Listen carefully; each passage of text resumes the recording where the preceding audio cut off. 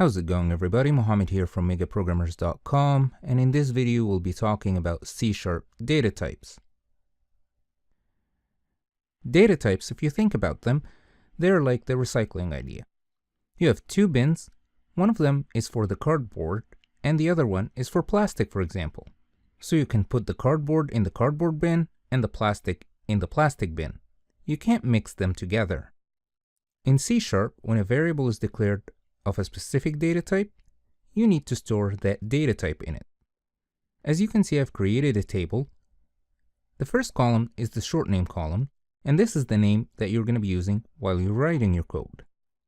There is also the .NET class. As you remember, C# is an object-oriented programming language, so everything is derived from a class. There is the type column, and it explains what type of data you can store in this data type. Then the width column, and this describes the amount of memory that you need to store that specific data type. And then the range. Please feel free to pause the video and write them down if you need to. So we have different data types that are built into C#. There's the byte and the S-byte. Alright, what's the difference between the two data types? Let's get something clear first. There's the unsigned data type and the signed data type. The unsigned data type can store the values starting from 0 to the range this data type can store. It can't store negative values. The signed data type can store negative values in it.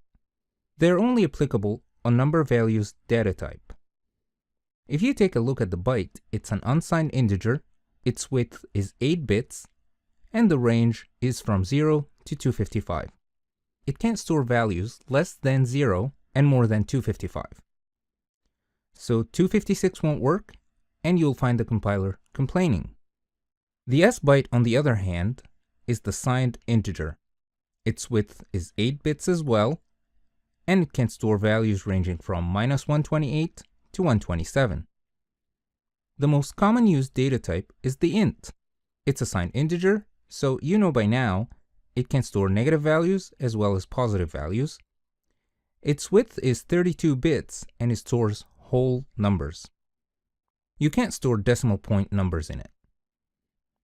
There is the unsigned integer, or uint, has the same width as the int, 32 bits, and the range starts from 0. There's the short, which has a smaller width than the int, 16 bits, and the ushort, which is the unsigned version of it. Next, we have the long and the ulong. As you expect, the long is the signed integer and the ulong is the unsigned integer, and they are both 64 bits. So the byte, the S-byte, the int, the uint, the short, the ushort, the long, and the ulong can only store whole numbers. We can't store decimal point numbers in them. But what if you want to store values, like the value of pi, for example, which is approximately 3.14? Here we have the float, the double, and the decimal. The most common used are the float and the double that you'll see yourself using while you're writing your code. The float is 32 bits, the double is 64 bits. When dealing with high precision values, you're going to want to use the decimal. For example, currency conversion rates. When doing mathematical operations involving the currency, you want to use the decimal as it's precise, accurate, and you can store up to 29 digits. Next, we have the Char, or Char, as some programmers like to call it, and it stores a single Unicode character. For example, any letter or sign on your keyboard, but it has to be just the one letter. What if you want to store whole words or even sentences? Here we have the string, as it can store sequence of characters. It's called a string because it's like your sewing kit string, it attaches some items together. Then we have the bool, which is short for the logical Boolean expression. It can store either true or false. The last data type is the object. It's the base of all the other types.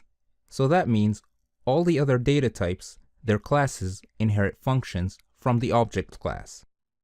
So that's it for this video. I'll see you in the next one. Until then, happy programming.